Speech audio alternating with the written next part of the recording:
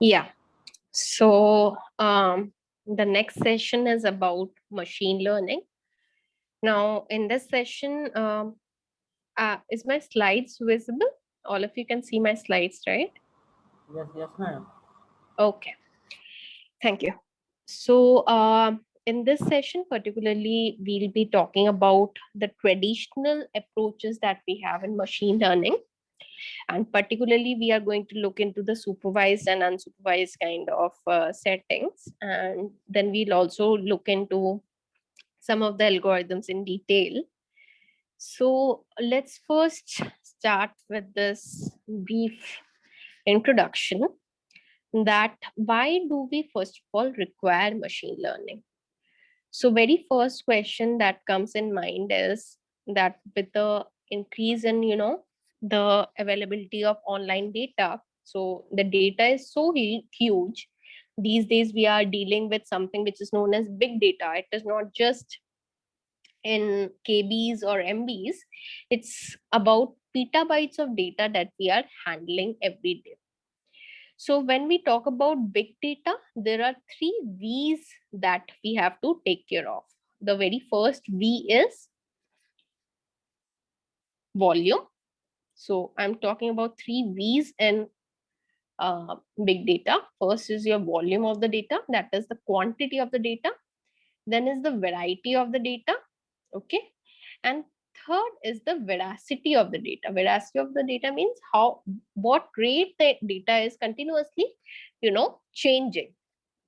So that is hugely impacting your industry. So we are now dealing with big data, be it in the industry of your smart transportation, be it in the industry of your iot. Everywhere there are huge number of sensors are there, data is continuously coming, and we have to analyze this data using, because it is not possible that we manually analyze this data, we have to resort to some kind of machine learning based approaches, so that we can understand and look into this data very efficiently, and we can find out some kind of hidden patterns and do some kind of knowledge discovery. So that is why our machine learning algorithms are becoming ever increasing and ever more popular.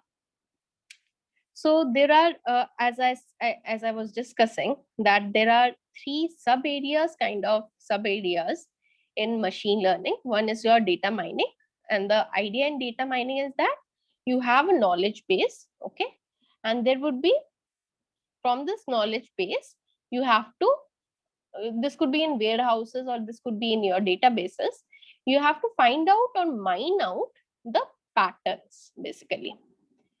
And this extraction, translation, and loading of all this information, and then extracting out useful patterns out of this data, is what is we study in the concept of data mining.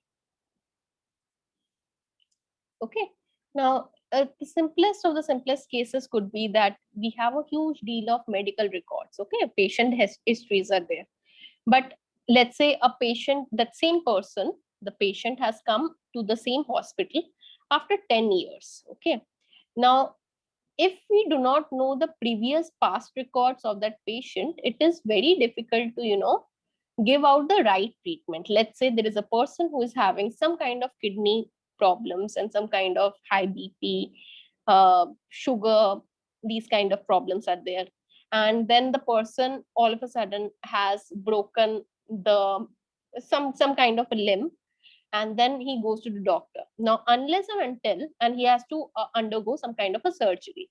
Now, unless and until we don't have the medical records present, it is very difficult. If the doctor itself, the ortho, doesn't know that the person is having these kind of history of kidney issues and history of high blood pressure and those kind of things, he would not be able to do the surgery, because then what might happen is there would be a collapse of the patient at the operation theater, right? So it is very important that the medical records are known, so that we have the entire set of knowledge, then we can prescribe the right treatment. So ideally, along with the ortho surgeon, there has to be a nephro doctor. There has to be someone from the anesthetist who would prevent all the other kind of problems that might occur, and then we can perform the thing. So that is again a case of data mining, that we are fetching out information from the previous records. Then there could be software applications where we can't perform things by hand, like autonomous driving. So all of you must have heard this term Tesla, which is very much popular as autonomous driving agents, and particularly in foreign countries, Tesla people are driving Teslas. So if we talk about autonomous driving, so again, there are different tasks in autonomous driving. Now, if we are talking about something like a driverless car, so there should be a lot of capabilities the car should be able to do. It should have various sensors attached to it, because it has to do object detection at the same time. It has to understand the lane statistics, lane profiling it has to do. It has to also understand about the traffic lights, okay, traffic agents, because otherwise, and the speed limits, because otherwise what might happen is there would be accidents again. So all these things cannot be managed by hand, okay, by manually, all these things cannot be managed. So definitely again we have to resort to the machine learning kind of things. Similarly, there could be other application like speech recognition. Okay, so let's say you must have seen all these personal assistants like Alexa, Siri. We use the Amazon Echo at our homes these days. So what happens? What is the idea behind? The idea is that as long as we say something, okay, so I'm saying to my Siri in some other local language, let's say I'm just asking about something, okay, so give me some information about some particular area. Okay, so what it would do, it would just understand my speech commands. Okay, so if I want to know about, let's say, Nellore district, so I'll simply ask my Google Assistant, or let's say my Siri, that I want to know the information about Nellore district. Okay, so it would understand and process my information, and accordingly it would give me the search results. Okay, so all this we have already experienced. These are some of the applications that we see. And then there could be some self-customizing programs. That means the recommender engines. The recommender engines are what? Now, if you see most of these online retail kind of websites, be it your Amazon, Myntra, Flipkart, what happens? It is maintaining information about each and every user profile. So based upon your previous search things, it always gives you the recommendation. Let's say I have studied about a lot of machine learning books, and I have ordered a lot of machine learning books. What it would do? The next time I open my Amazon platform, the very first recommendation that I'm going to get is basically the kind of books that I have been viewing. So it would give me some kind of optimization book, or it might give me some kind of pattern recognition book. Okay, so those kind of recommendations would be popping out. Okay, now that is for me. Okay, it might happen that you are searching some other things. Okay, so you would get another kind of based upon your user profile, you would get another kind of recommendations. So that is how your machine learning these days is becoming very more important, all the more important. And today we'll discuss a couple of applications also. So that is about why machine learning. Now let's talk about what is machine learning. So what is machine learning? Basically, that we are talking about the algorithms here, that which is going to basically improve the analysis of our data. Now, based upon the algorithm, what we'll do is we'll learn all the parameters from the data. And now if there is new kind of a data where it is not possible to, define the rule engines by manual inspection, like your face detection application, speech recognition, stock prediction. So there it would be very much helpful. So generally we define any machine learning problem with a learning problem. Now, what is a learning problem? Just consider the case of your children. Okay, So what happens when your child first uh, develops his speaking skills? What happens? We ask him to say amma, or we ask him to say tataya or nanaya, whatever. So he would basically learn based upon what input we are giving to the child. Okay, so he would not automatically start speaking in English in a very rapid way. What he would do is he will slowly, gradually improve his efficiency over any given task T. And what we'll do, we'll also try to measure that based upon the performance metric, any kind of performance metric, let's say T, we'll try to see what kind of efficiency the child is growing. And based on his experience, E, he is going to slowly, gradually improve about his task. And in this case, the task is nothing but the speaking skills of the child. So similarly, any kind of your application, be it game playing, let's say. So let's say we are playing checkers. Okay. So there again, your task is playing the checker game, and performance measure is basically the number of games that a person might have won in a world level tournament. And efficiency or experience is something that how much experience the person is gaining over the period of time by playing this checkers game. And slowly, gradually, the machine would keep on learning the things and improving over time. So that's the idea. So there are again different kind of examples when we talk, or applications when we talk about machine learning. The very first and foremost was the handwritten digit recognition. And this is the MNIST dataset that you are seeing on the screen. And the MNIST dataset is typically the images are of the size 28 cross 28. So the main task in MNIST dataset is digit recognition. So as the digits are 0 to 9, so basically what we'll do is, again, you can utilize different kind of a classifier. You can utilize a neural networks, you can utilize anything. So I'll just feed the input as this vector. Vector is what? The 784 dimensionality input image. And then on top of this vector, I'll basically learn the features. Okay. And based upon once the features are learned, I'm going to classify into these 10 object categories. And these object categories are nothing but the digit categories. So that's the idea. Similarly, when we have a lot of data, you can see that we would also estimate the testing error, that how many times the digit has been correctly recognized. Okay, there is a lot of background noise. Yeah. So thank you. So basically, the very first commercial product out of this ML system was in case of your zip code identification. So basically, the idea was that if we have, number plates are there somewhere, or some kind of zip codes are present, so we can, from the signboards, we can directly recognize the digits. So that was one of the very first use of ML. Then we, of course, have been knowing that face detection is again very classical kind of a problem in machine learning.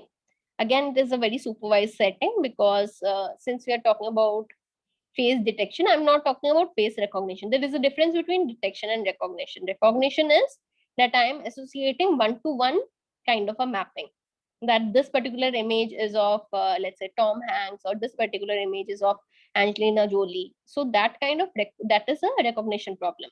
But if I am talking about face detection, it is nothing but a bounding box over wherever there would be a face located. Now, again, there could be various kind of problems, like something which is a non-face, it is being identified as a face. That is a problem. Then there could be frontal profile of the profiles of the face could be there. Now that is again some kind of challenges that we have. Now, generally, from a huge amount of face, whenever we talk about the face data sets, there are a lot of other challenges, like age could be there, race could be there, gender related recognition problems are there, lighting effects could be there. Okay, so then other kind of problems like scaling issues could be there, occlusion could be there. That are the general problems in object detection also. So basically, we have to create such kind of a training data which is robust to all these changes. And then once we have such kind of a variability in the data, we can utilize a classifier to learn from this label data. So another example is basically spam detection. And most of the cases in these days, basically Google itself has its filter for spam detection. And you must have seen also that Google's spam detector is so efficient that most of the time the fake kind of or hoax messages that you get are almost independently. You don't need to tag it as separately as spam. It is automatically going into your spam folder, right? So spam detection algorithm is automatically utilizing your machine learning. Then these days people are also utilizing, for stock prediction also, stock price prediction. So generally there are 4 indices in every stock. One is the open index, then closing index, then there are 2 more indices which are basically very important features for any kind of a stock. So what happens, these features are fed to again kind of machine learning algorithms. And since this is not a categorical data, categorical data means that your the classifier is basically giving you outputs in categories, that I'm trying to define some kind of classes. Now here, since I'm not having any kind of classes, my output is something, a continuous variable. It's a continuous variable graph that you are seeing. So what generally we use is, we don't resort to, when your output is a continuous variable, the kind of problem that we talk about in machine learning is regression. Okay. So the difference between regression and classifier, always remember, classification is that in case of a classification, your output is always categorical. In case of your regression problem, your output is always a continuous variable. It's not a discrete value variable. Okay. So here also the prediction problem that we are having or we are talking about is basically a regression problem. So there is a very important term which we generally these days people are using. So since they are using all machine learning based algorithm for doing the stock prediction, how much stocks would go high across the period of time, because it would help you in selling the stocks. Otherwise, what might happen? You might have huge amount of loss. So what people are doing is, they are also resorting to something which is known as algorithmic trading. So this entire branch where the people are coming up with machine learning based stock prediction, this branch is termed as algo trading. So that is also again one popular field which is growing these days. And then people also utilize machine learning algorithms for your computational biology. Now you all must be knowing about this current trend of COVID. Now if you know, this COVID virus itself is an mRNA virus. So what do we mean by mRNA? It's a RNA kind of a virus. So there are 2 kind of viruses. One is a DNA based viruses, and then there is RNA based viruses. Now the problem in RNA based viruses is that that it keeps on replicating, mutating a lot. Okay, so if you are discovering a drug with respect to a one particular kind of a RNA virus, it is very much possible that if the the strand of the genetic transcriptase has changed over the period of time and it has mutated, that drug is not going to work for the future thing. So that is again problem. So people are now coming up with they are not only for the protein sequences, but also in drug discoveries, people are utilizing the machine learning based algorithms. So again, this is a regression task. Okay, where you are finding out the next kind of a sequence. What is the genetic sequence which is going to follow next? So for protein bindings and all these kind of chemical compound finding, people are using machine learning again. Then again, in your Google Translate, we can see that it is so efficient these days that you can easily translate any kind of from English to French, or if I want to translate it to German, I can translate it to any language. That most of the language you can easily translate. So in machine translation again, yeah, can someone mute that? Yeah. Machine translation, again, it is very much important. So this is the same example. Recommender engines I have already talked about, that whenever I am purchasing a book. So this is kind of a output that I'll be having, that if I am purchasing a lot of books in machine learning and I have been continuously seeing, so I have, let's say, visited the page for Bishop of pattern recognition book, or I am looking into Michel or Durahut book. So it would give me all these recommendations, okay? And it would also tell me that if what other people have done, that what kind of books people have followed. Okay, so those kind of recommendations I'll be getting. So, okay, so all these examples are look very nice and very nice and very good. Are there some issues also that we face in machine learning? So yes, definitely there are some limitations also. So what are these limitations? So sometimes what happens is that we do not understand that which particular algorithms will have with what functions it is going to fit our data. Okay, so that is something which we generally need to try on, experiment with different kind of functions, and then try to see that whether these functions are fitting well on our data. Then again, another important question is that how many number of training examples are actually going to be helpful in finding out the right accuracy? Because ultimately we are not going to test on the training examples. It is always going to be a new set of data. So that again, that is a very important question, that we should not be overfitting on the data, so that if there is a new kind of data, it is not being able to generalize on that. So that is also something which needs to be thought upon. Then we have to also look into the complexity of the model. Okay, it should not be that it is too expensive complexity wise. Then we also have to take care of that whether if we have any noisy kind of a data or any aberration in the data, how much influence it is having over the overall accuracy of the model. So that is also something which we need to check. Then we have to, from the theoretical point of view, we have to also take care of that. Is there any limit of learnability? What does it mean? That can we have a bound, some kind of a statistical bound over the learning function? Okay, so that kind of questions are also very important and pertinent. Then we also have to take care of that if there is a learning model, then do we have any prior knowledge? Because that is something which is then experience, and it is also going to really help or count when we talk about learning. Then there could be questions like that, can we adapt something from our biological learning systems?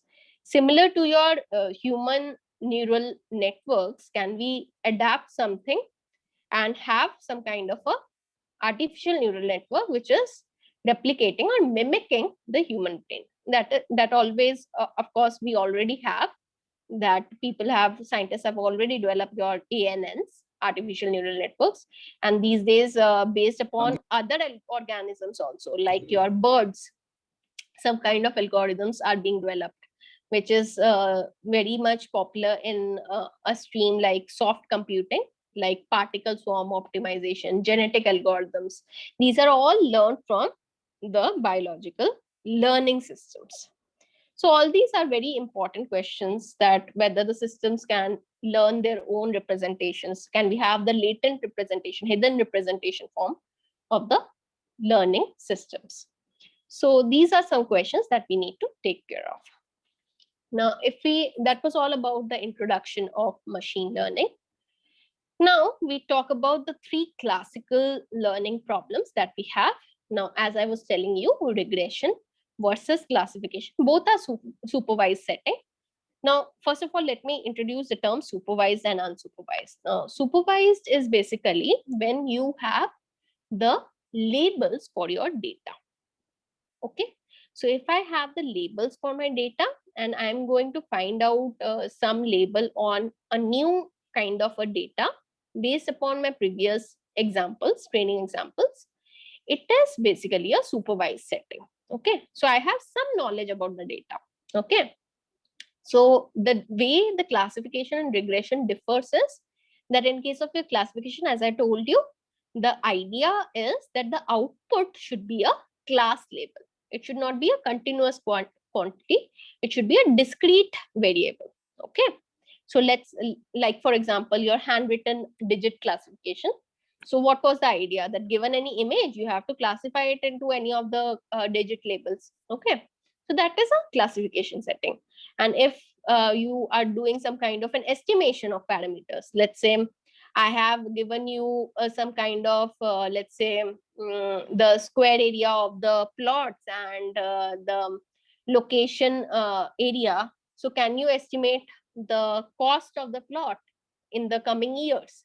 So if I am giving you some kind of parameters, so based upon those, independent variables, if I have a dependent variable which could be mapped as a function of those independent variables, and that quantity that I'll be getting as an output is itself a continuous variable.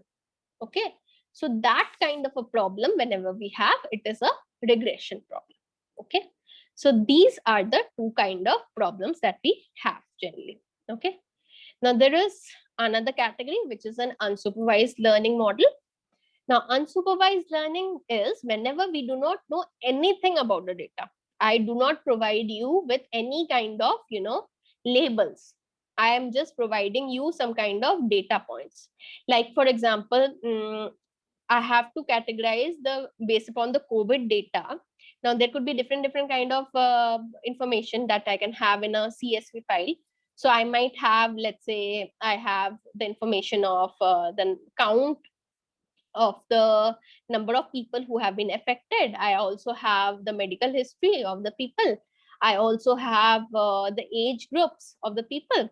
Now, based upon that, I have to cluster them into vulnerability zones. That means that who are the people who are most likely going to be affected by COVID.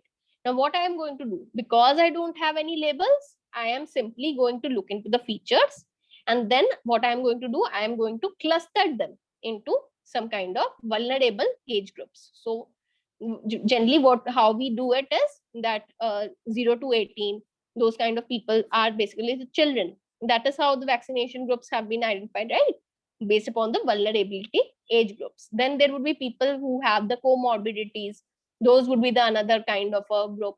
Then there would be people who are the adolescents or the young age group people, 18 to 45.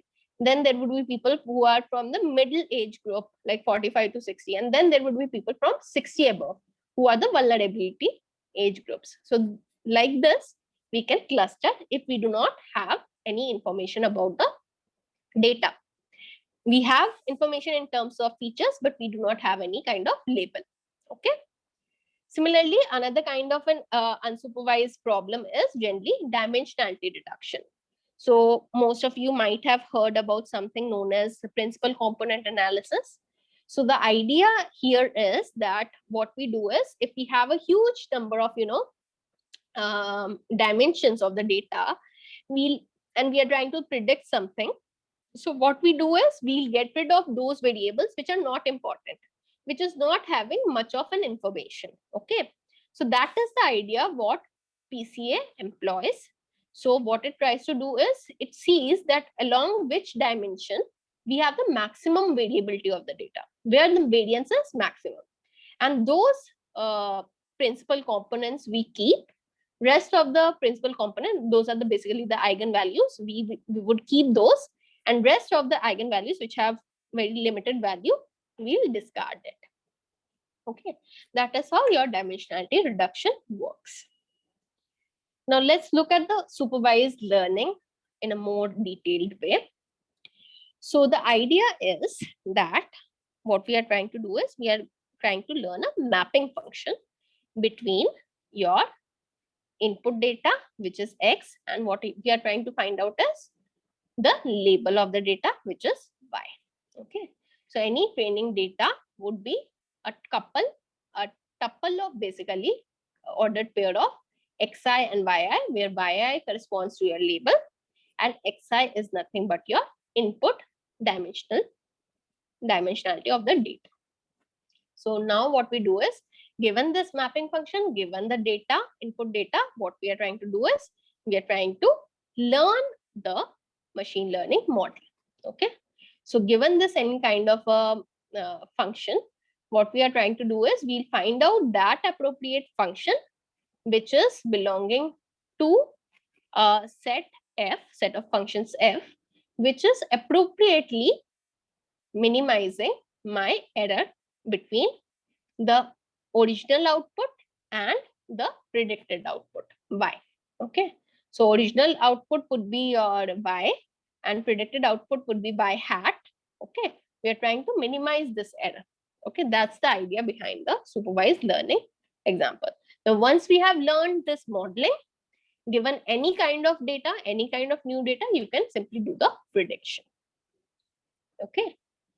So let's look into some of the classical classifiers. So which are in the supervised domain again. So the very first algorithm that we have in the classifier is basically a k nearest neighbor. Okay. So the idea in k nearest neighbor is that, as the name itself goes, that k nearest neighbors you have to find out. Okay. So the hyperparameter here is k. So if I say that I am going to find out for any test data point X, which is to be classified, what I'm going to look is that if k is 3, I'm going to see its 3 most close nearest training data examples. Okay. So you can see over here, this is the test data. These are the training labels. So you already know that there are two categories. One is your red triangles, and then we have the small dots, the blue labels. So what this point is going to do, based upon the physical distance as in the Euclidean distance, or it could be any other distance metric also, not necessarily Euclidean. It could be your Manhattan distance also. I'm going to look into the space and find out the 3 closest training examples. Now, what I'm going to do is, based upon these 3 examples, I'm going to see that majority voting wise, what is the label which is having the maximum same classes. If we see here, 2 out of 3 is having red and 1 out of 3 is having blue. So the majority voting is, it is going to be red, right? So this example is going to be red. So similarly, we keep on doing it for all the test example. That's the idea. Okay. Now it could be applicable for multi-class category also. Here we are just dealing with the binary classification. It could be multi-class also. Now another thing which happens in k nearest neighbor is, generally what we do is we try to create such kind of partitions. Now if you see over here, this is termed as a Voronoi diagram. Okay, Voronoi partitioning. So what we do is we try to create these kind of partitions with the test or the training example in the middle, in such a way that all these boundaries are sort of equidistant from this central point. Okay, so in this way we keep on dividing. So it could be these are basically not exactly rectangular, but these are regular shapes. Okay, and these are the patterns how we create the Voronoi diagram. Okay, and if we try to place as I said that these regions, the central points would be either the test example or the training samples. So if I place all my labels here, okay, you can see over here, this one is the test example. Okay, and the training example is here. Okay, now what I had to do in the previous case, the same example I have created in the form of Voronoi partitioning. Here, what I need to do, I need to find out the 3 closest neighbors, and these are the 3 neighbors that I find out. And based upon the majority voting, it is red. 2 out of 3 examples are red. That's why it is assigned as red. Now, if we try to create the partitioning, the classification boundary, you can see that it is not a linear boundary because it's simply tracing your Voronoi partitioning boundaries. Okay, so that's why this classification boundary is still non-linear in nature. So that's the idea in KNN classifier. Okay, next what we are going to talk about is the regression. So as regression is popularly also known as curve fitting or line fitting kind of an algorithm. So depending upon the nature of your curve, it would be the deciding the degree of the polynomial. So here the idea is that you have set of, there would be n number of training examples, n observations, and you would have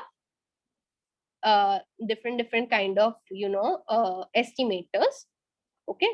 And then the idea would be that you have to find out the estimate of some other variable based upon some independent variable, which could be x. Okay. So what we are trying to do is we are trying to estimate this y given some values for the x given this data. That's the problem.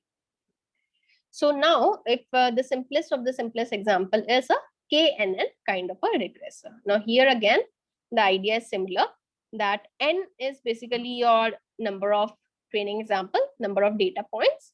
What we are trying to do, we are going to fit a curve on these data points. Okay. So ideally what we'll do is we'll for all of these test points x, we'll find out the k nearest neighbors in the training set, and then based upon that we'll find out the yi value for this x quantity. Now once we have done for this particular x, we'll do it for all the other x, and the output of the mean of all these yi values is basically your output. Okay. So for each of the test data points, we'll find out the estimate of yi and take an average over all these test points, and that is what is basically our fx. Now the main problem in any kind of a KNN classifier or a KNN regression problem is deciding on this hyperparameter k. So there are again different value kind of ways with which we might choose your k. We might have a more careful or more intelligent guess of choosing your k value. So this is an example of a polynomial fitting. So here what we are trying to do is, again, you have to take care of that there could be a predicted curve and there would be a ground truth curve. So ideally, the ideal case would be that the curve is passing through all these training examples. Okay. It is passing through all these kind of training examples. So this is the actual ground truth if it is an overfitting case. But generally what we do is we try to have an approximate fitting of this kind of fitting over these set of training points. So what do we need to do? We need to also check that we need to minimize the error. Now what is the error?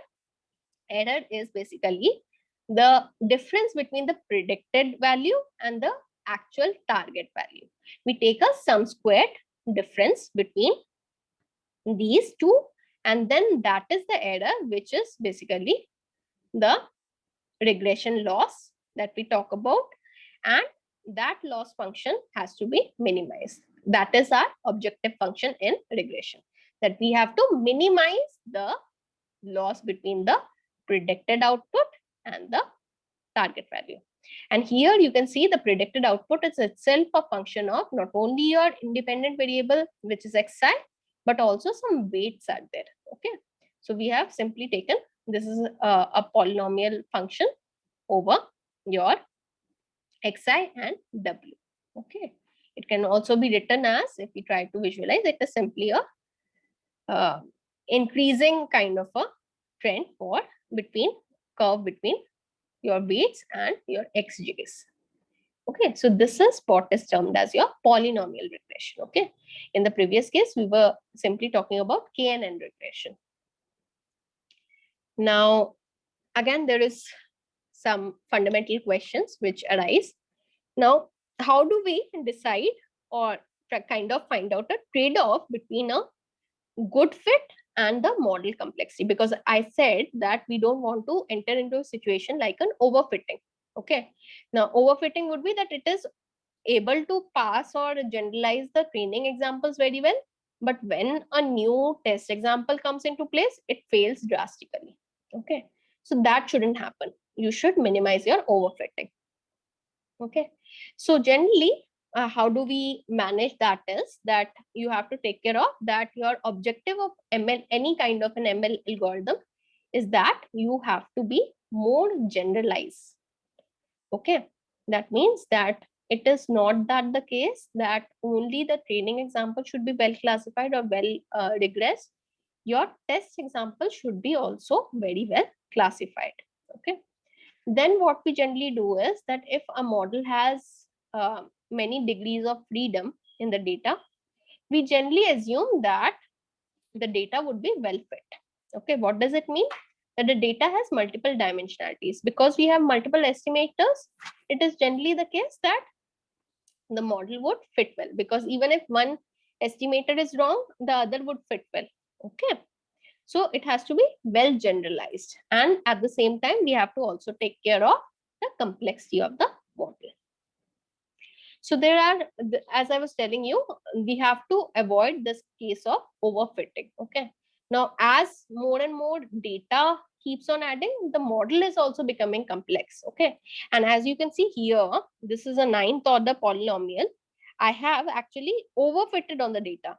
I'm passing it through most of the training example, but it is not the case. It would be always an average case. Okay, so that I minimize the overfitting scenario. So in order to remove this overfitting, what we introduce is, we introduce this kind of a Lagrange multiplier. This is termed as Lagrange multiplier. So what we do is, we penalize all those coefficients, okay, all those coefficients W, which are actually increasing this error term. Okay, so we'll simply penalize all those terms, and that penalization is done decided by this lambda value. Okay, so this is the regularization term generally we have. This is the regularization term, and whenever you have this kind of a regularization, basically constrained regularization, constrained kind of a regression, we call this kind of a regression problem as ridge regression. Okay, so till now we discussed about 3 kind of regression. One is your KNN regression.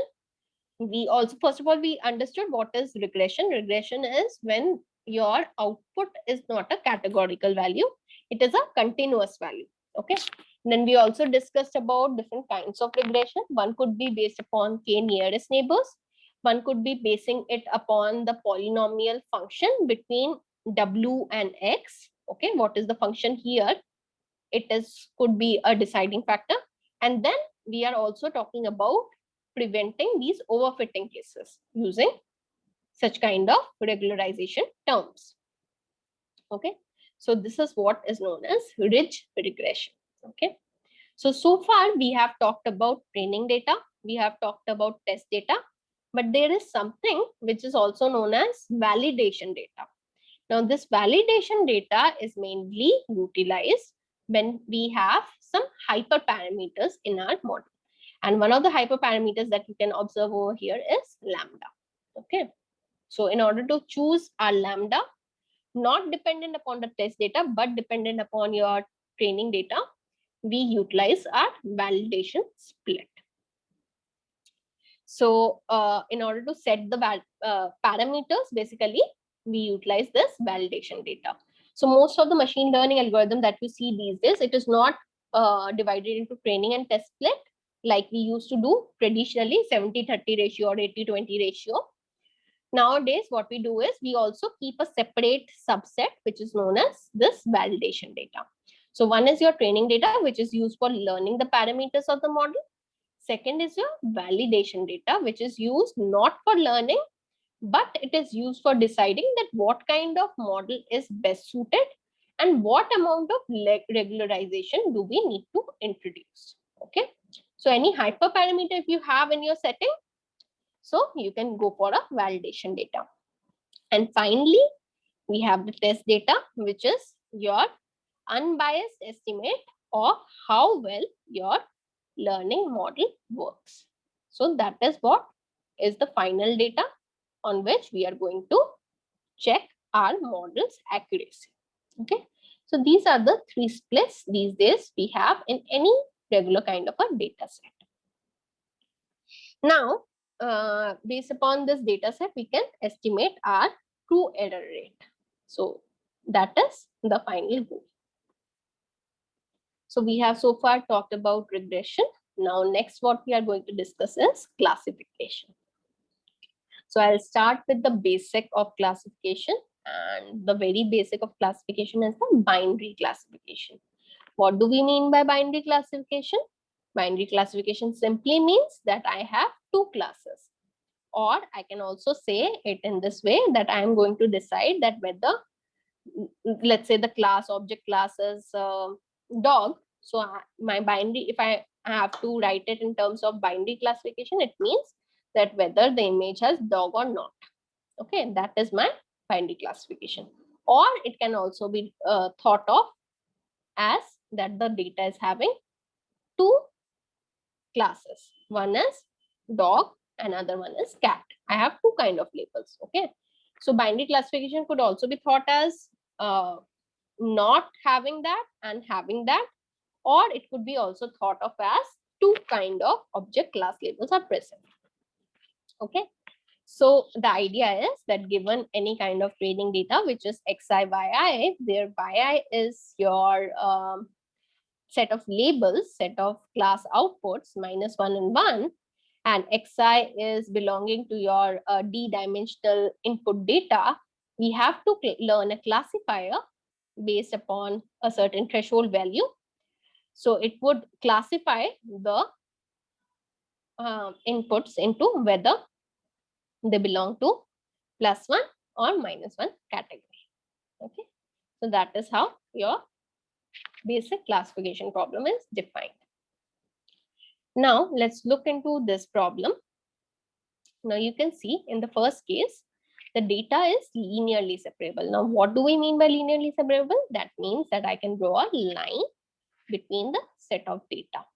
Now if we see this kind of a split, again I can draw a line between the set of data. Okay. Now look into this kind of a problem. Now here the data is not linearly separable because if I draw a line, I do have a misclassification.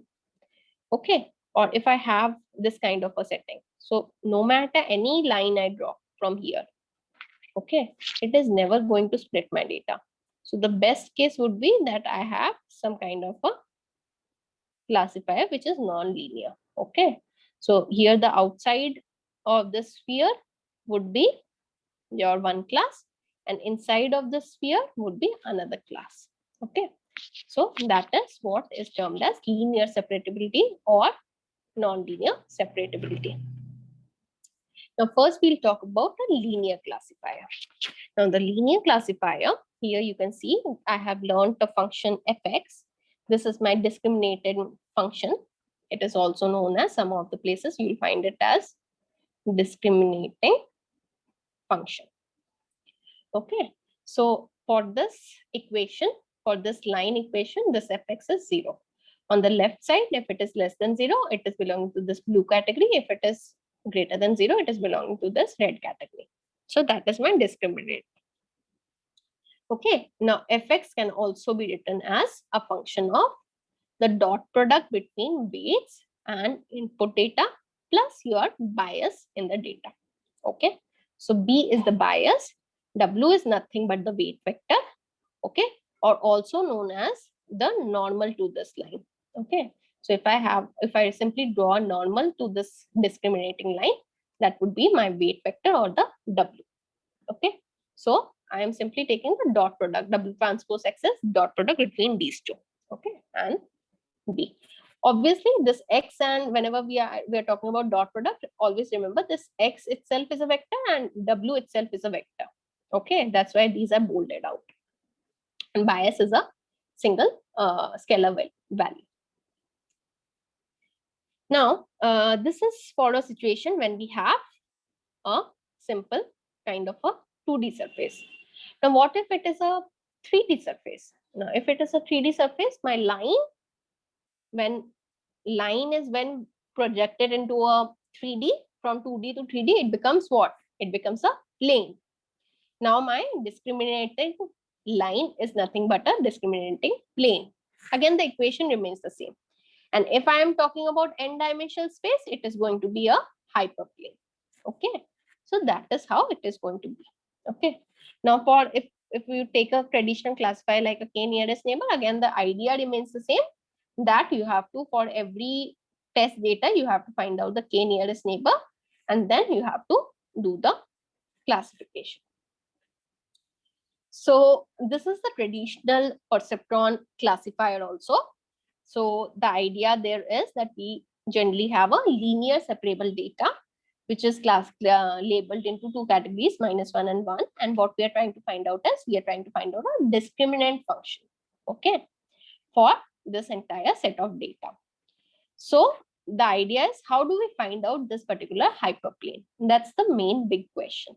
So generally, there are steps that for each and every input data point, we initialize this W weight vector as 0, all zeros, and slowly, gradually, it starts learning. Okay. So the process is that every time a misclassification has occurred, we'll update these weights, okay, based upon the gradient descent.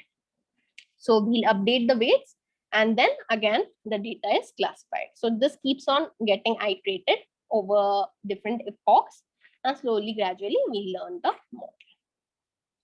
Now, there is something which is known as support vector machine, which is again very popular in supervised setting.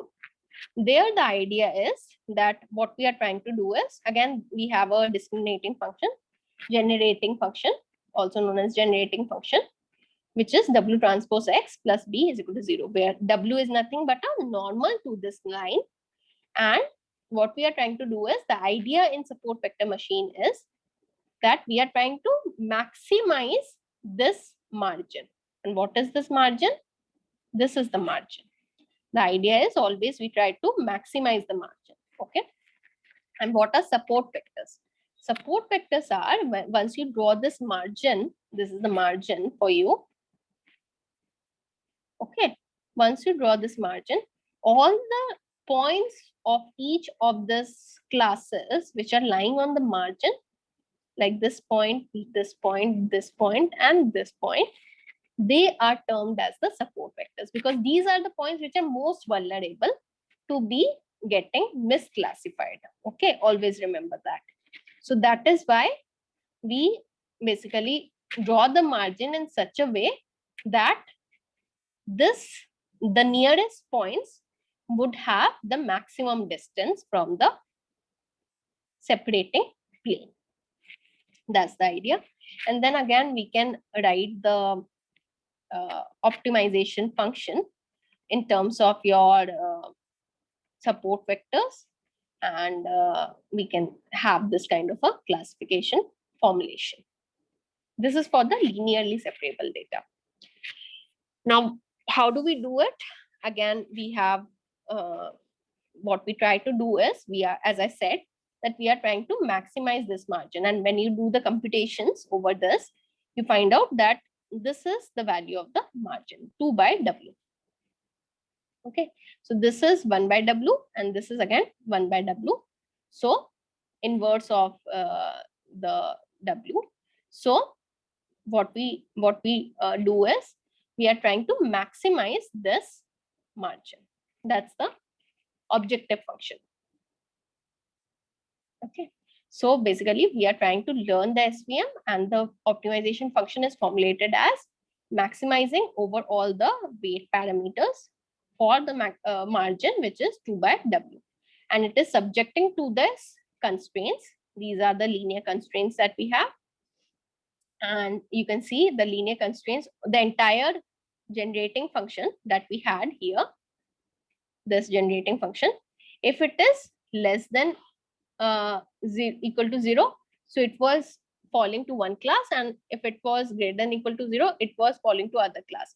So that is what we have tried to identify. So rather than having it with respect to 0, we have classified it in one equation, which is plus or minus 1. So if we have a maximization function for this, if I reverse it, W by 2, it would simply become a minimization function. Now, since we have to sometimes also do derivation, some kind of derivative of this margin, that's why what we have done is, rather than taking W by 2, what we have done is we have simply squared it.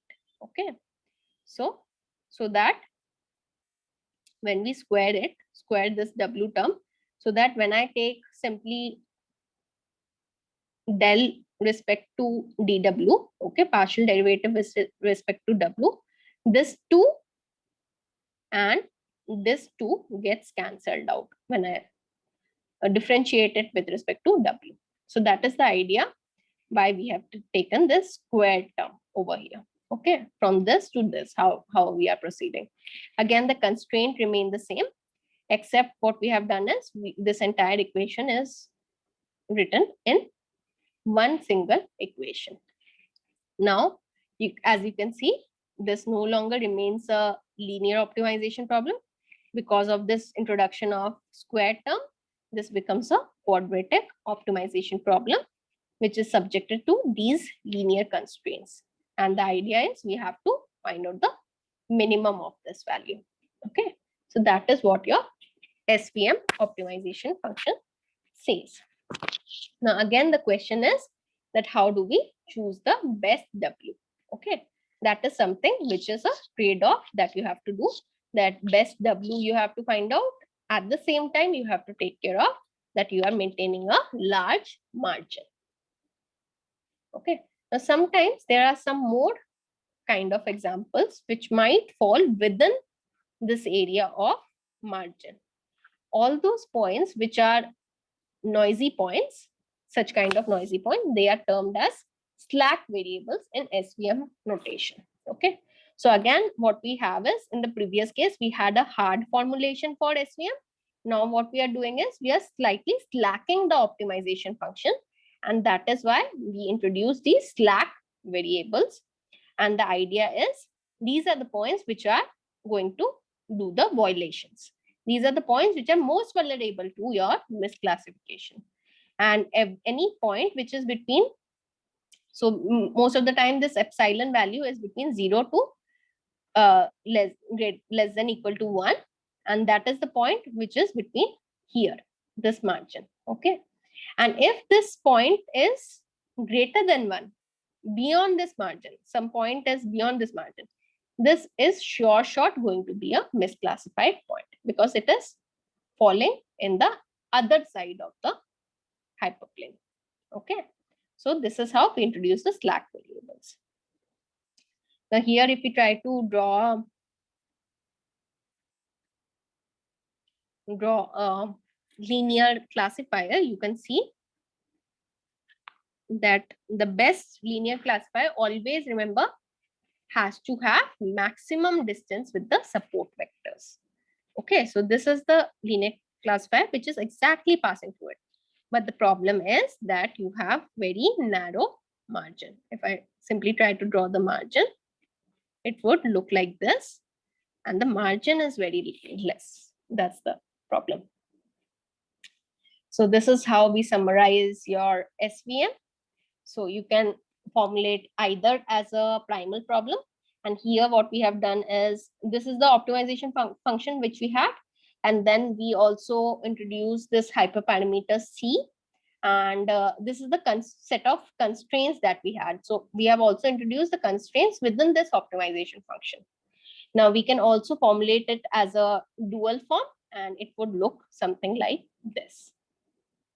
Now, if we are introducing the slack variables, like we saw in the previous case, so you have to introduce something as slack variables along with the minimization problem. Okay, subjected to again the same set of constraints, except for the fact previous case we had only greater than equal to 1. Here we are also having the slack variable. So that's why 1 minus epsilon we are taking. All right. Now this was all about the linear separable problem. Now what if your data itself is a non-linear data? So here, no matter what kind of a hyperplane you draw, you are never going to divide the data into two halves. So I need something like a curve, okay, or some sphere is required. So that is why what we are doing is now we are transforming the coordinates from xy or the Euclidean space to polar coordinates. Okay, now my data is no longer represented as x1, x2, where x1 and x2 are the two dimensions of the data. Now my data is represented in the form of r and theta.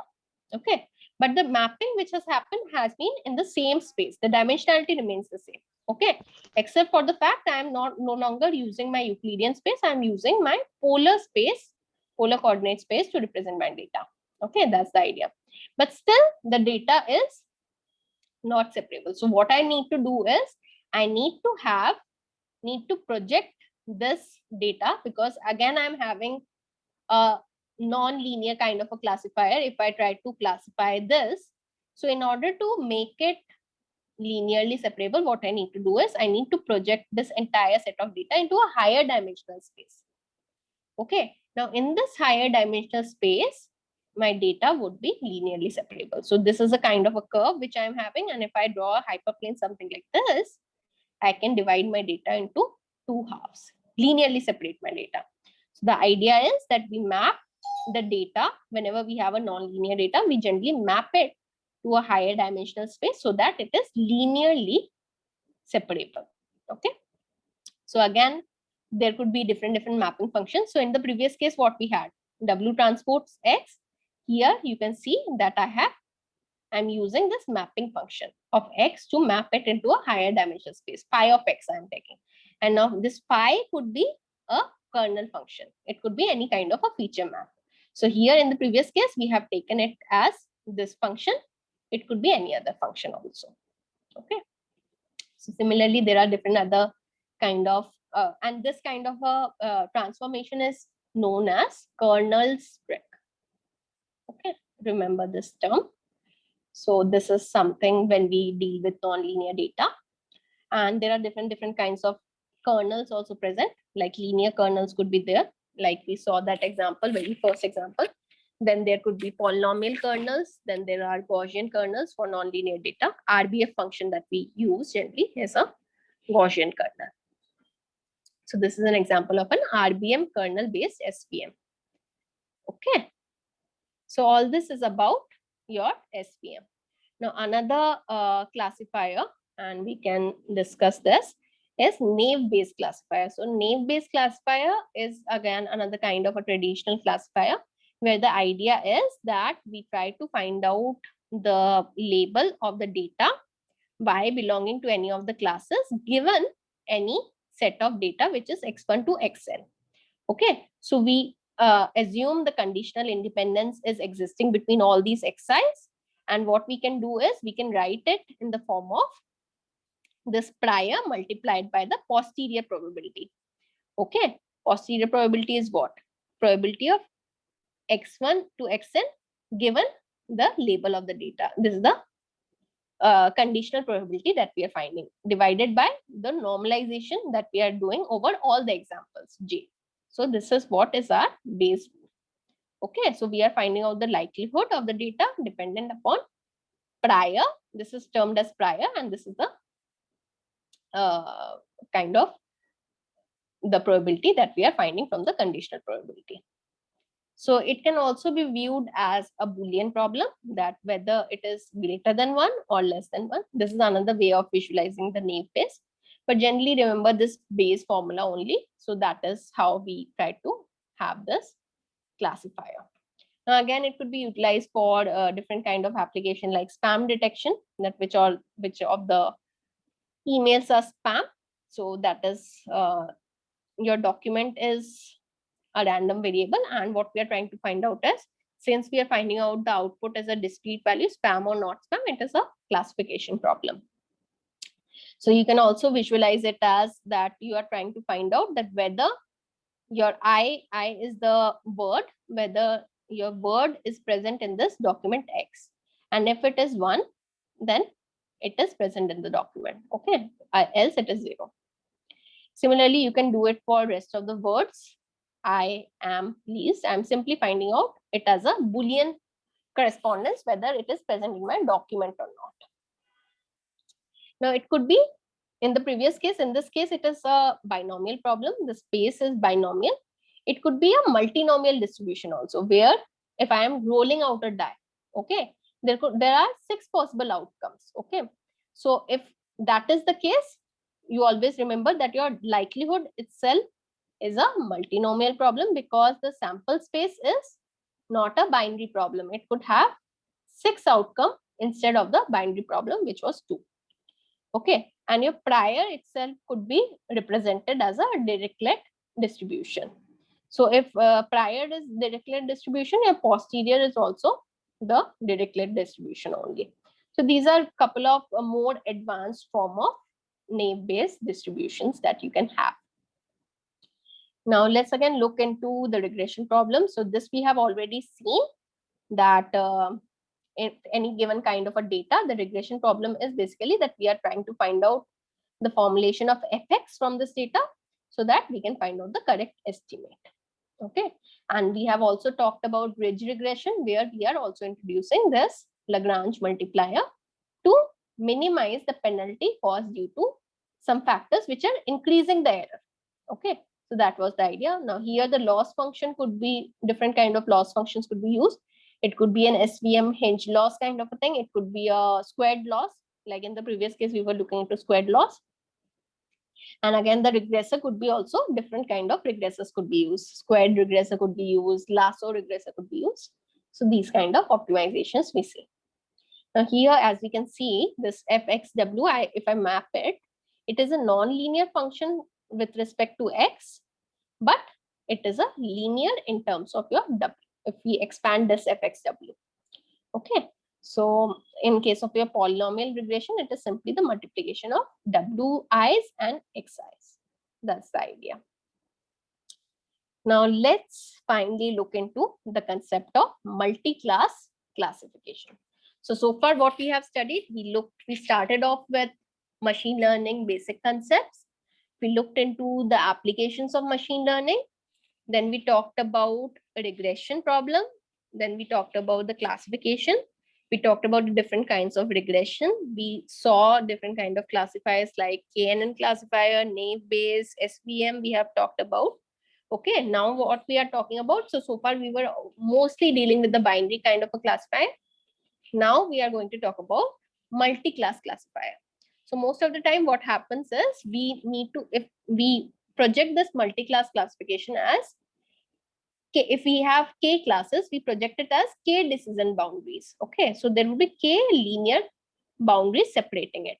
Okay, so that is one way of visualizing the multi-class classifier. So if we, let's say, take this example, if it is a KNN is again projected as a multi-class classification. So the idea remains the same thing, that you would simply take the 3 nearest neighbors and then pick the majority voting. Okay, had it been the case that it is 4 nearest neighbor, I am also going to take this one. Okay, and then again I'll take the majority classification. So it is applicable in multi-class naturally. In case of your binary classification, generally how do we project it for multi-class? We'll have, if it is k number of classes you are having, you'll have K decision boundaries. Okay, so one would be separating your C1 from the rest of the data. One would be separating your C3 from the rest of the data. And the third would be separating your C2 from the rest of the data. Okay, and finally what you would do is you would take the maximum of all these FKs. That is the class which you are having. So this is how binary classifiers can be visualized as multi-class classifiers. Now again, one of the typical example that was utilized, the application was utilized for, and this is known as one versus rest. Okay, one versus rest classifier. Okay, so we have one classifiers, and we have k number of SVMs in order to handle this. Okay, and then what we'll do is finally the class which has having the maximum positive score, that is the final label that we assign to the output. So in handwritten digit classification, it was predominantly utilized. You can see over here, this is the handwritten input, and this is the classification that we got. Now, similarly, your SVM itself could be directly mapped into multi-class SVM. Okay, directly in the sense, if you want to show it in form of optimization function, there would be 3 number of equations for the classification. In the previous case, what we had just one constraint. Here, since we are having 3 different, hyperplanes, we have 3 kind of constraints. Again, it is a quadratic optimization subjected to the linear constraints. Then finally comes your case of artificial neural networks. So artificial neural networks is very similar to your connectionist model, which is your how brain works generally. So if we consider the case of humans generally neuron switching time is something 0.001 second. The kind of number of neurons that we have in a typical human brain is 10 raised to 10. Okay, number of connections is around 10 raised to 4 or 5, and recognition time is almost 0.1 second. Okay, so inference steps are also very less. Okay, now similar to the human neural network, people came up with the artificial neural network, where again, similar to the threshold function that we have in human brain, we came up with a switching gate like your sigmoid function. And then again, we have the interconnections between the units. And again, it is also working in a parallel and distributed manner like it happens in your brain. So this is how your artificial neural network looks like. The concept is that why do we want to come up with neural networks? Now, whenever your input data is itself noisy, whenever your output is a real valued output, okay, or a continuous value.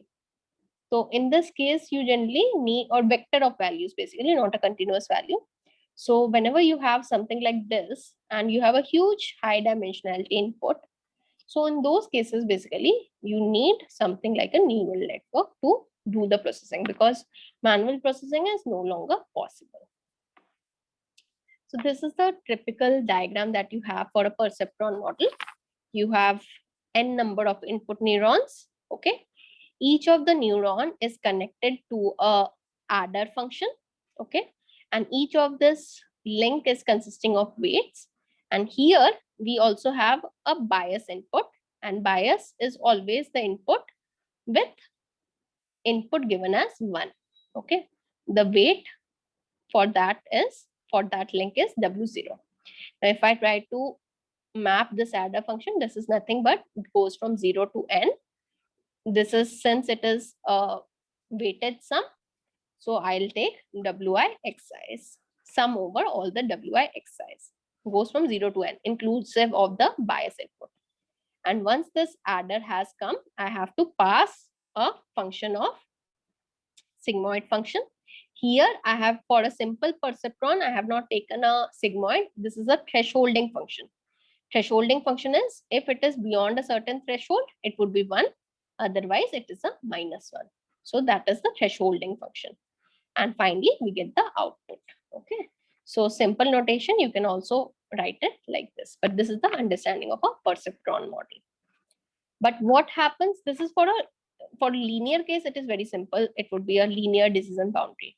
But something when you don't have a linear decision boundary, it is not representing, some functions are not directly representing the non-linear separable kind of a data. This is a XOR problem, okay, where you don't have direct separation, linear separability between the data points. So for those kind of data, generally what we come up with something known as perceptron training rule. Perceptron training rule says that you initialize the weights as initially 0, and slowly, gradually, you compute the gradient of the error with respect to your weights of the lengths, and then propagate that error backwards, so that you keep on updating your weights till the point where your error in the output is minimized. Okay, so that's the idea. So here you can see the weight update is nothing but the previous weight plus the weight update, where the weight update is formulated as eta. Eta is the learning rate. Okay, it is generally a very small value, and this is the del E by del W. Okay, so what we have done is we have simply taken the derivative of error with respect to the link weights, and this is what we get after the derivation. Okay, so for a model to converge, you have to make sure that the training data is linearly separable and the eta is sufficiently small. And this is the gradient that I was talking about. So error is, as we know, the error is basically the target output, original output, and the target predicted output that we have after the perceptron. We take the sum squared error. Okay, and for finding out the gradient, we take the derivative of this error with respect to the weights. And when you do the mathematical calculation, you get this value. And this is the same value which we had put in this equation. Okay, generally this term is minus of this thing. So you can see over here, this output is having this minus and this minus, and here the negative gets cancelled out. That's why we are not writing a separate minus here. This minus and this minus gets nullified. So this is the del E by del W. So that's the gradient descent, and this slide is mainly showing the gradient descent algorithm, the same thing that I was talking about. Sorry. Can you see my screen?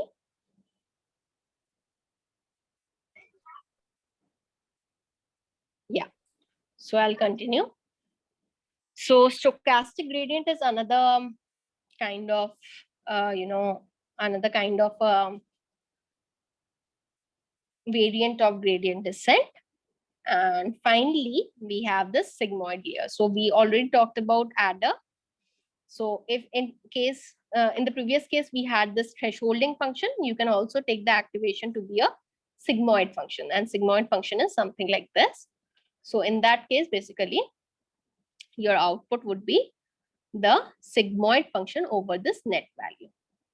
And then finally, once you have the output value, you are going to calculate the error term. Once you calculate the error term, you have to take the gradient of the error with respect to the weight and then backpropagate it finally. That's the idea of backpropagation. And finally, what you'll do is, if you have, you can see over here, when I come from output to this particular layer, I just have one link. Okay, so I'm going to just take the del E with respect to the weight I have here. But when I come to this particular point, here there are multiple weights. So with respect to all these weight, I'm going to take the gradient so that I find out the gradient estimate till this point. Okay. And once I have found out the gradient estimate till this point, that would be my weight update. I can then do the weight updates. So that is how you generally do the backpropagation. There are some other terms also like momentum. We just talked about the learning rate. There is something which is known as the momentum. Momentum is basically how quickly we are reaching to the global minima. So the main idea in your gradient descent is that, so this is your error function. Okay, so the idea is your function starts from here. Slowly, gradually, what we are trying to do is we are trying to reach this global minimum. That's the idea in gradient descent. Okay. So sometimes it might happen that you might get stuck into the local minima also. So in order to avoid that, what we do is we utilize something known as a momentum function.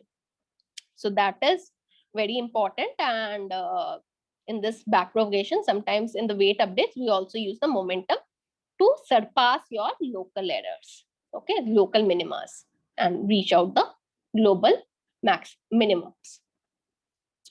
Similarly, we can also, in the previous example, in the perceptron, we just had one single layer, okay, the summer and the activation function. You can also have some hidden representations also. So that is the hidden layer representation. You can have these kind of values for the hidden layer, and then given this hidden layer representation, we can have a mapping between the input and the output. So that's the idea. So again, there is a slide on convergence of backpropagation. So there are a couple of things like gradient descent might sometimes land into your local minimum. Then it might not be a global minimum. So what do we need to do? We might need to have a momentum, like I was telling you. And then we might have to do the processing in a batch-wise manner. We might need to use stochastic gradient descent, okay, which is a bit faster than the traditional gradient descent. Okay, so nature of convergence is that initially the weights have to be not near, almost near zero, initializing the weights, and initial networks should be near linear networks. And as the training keeps on processing, non-linear functions would be utilized. So if we talk about the expressive capabilities of ANNs, definitely the ANNs have been more successful, and n number of hidden neurons also we can use, and we can increase the hidden units also exponentially, and we can represent the entire thing similar to the way the human brain works. So with this, basically, I end the slides. And if there are any quick questions, we might have them.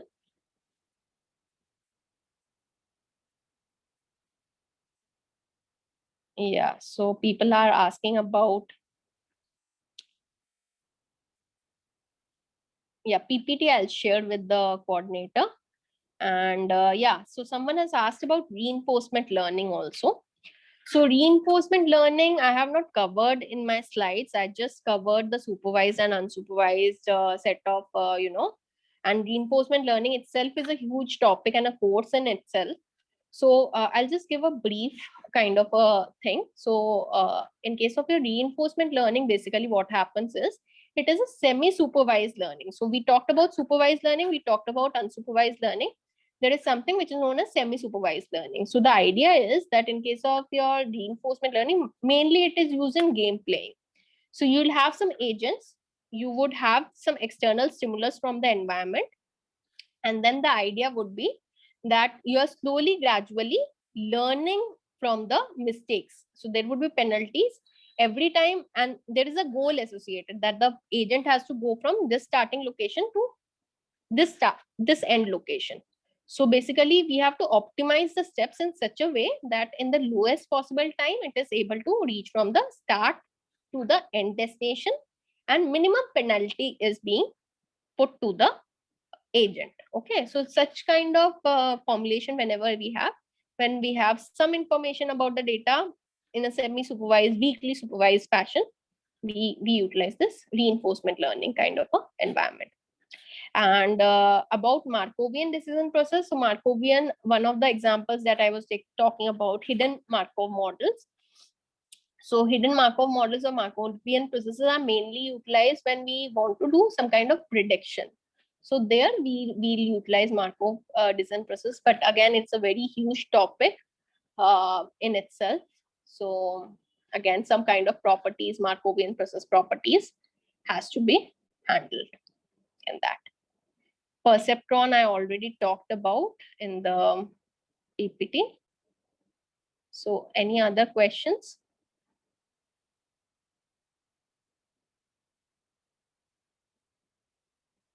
Okay, so I think there are no more questions.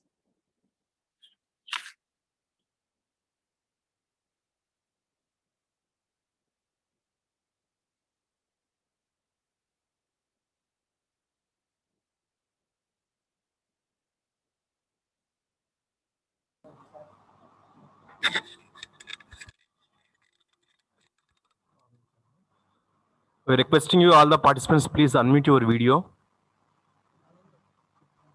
Switch on your video, please.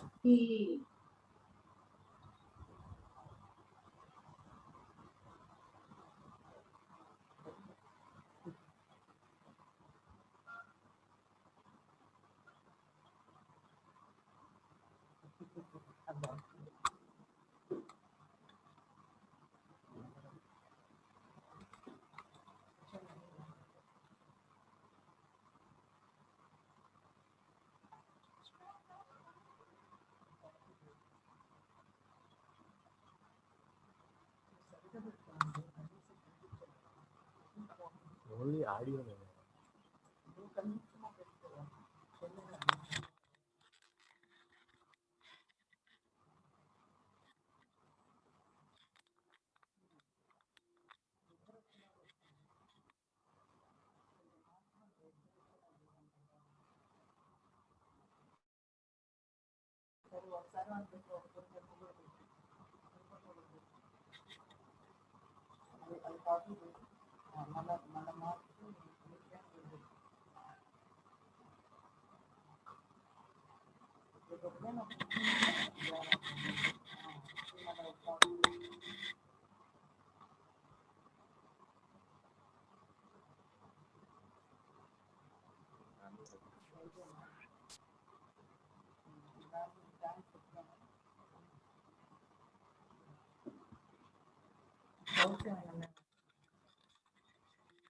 All the participants are requested, if you are having any queries, please either post in the chat box or you can unmute yourself, you can ask the madam. If you are having any doubts, you please interact with the madam.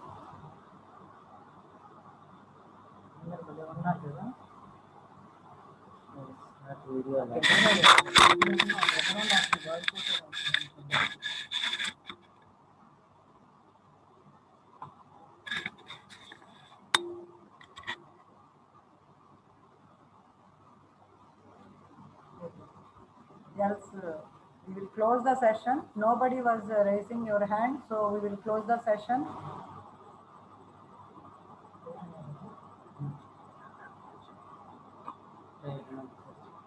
Madam, Prerana Mukherjee, madam. Yeah. Thank you so much, madam. Thank you so much. This session is very nice, madam. You nicely covered all the fundamentals, supervised learning, unsupervised learning, how to model the mathematically model the problem, how to derive the cost function and various things. It was nicely introduced to the all the participants. It's a good session, madam. I am very thankful to you on behalf of ATL as well as on behalf of Vignans University. We are very glad to have you, madam. We will even have the further interaction in future days also. Thank you so much, madam.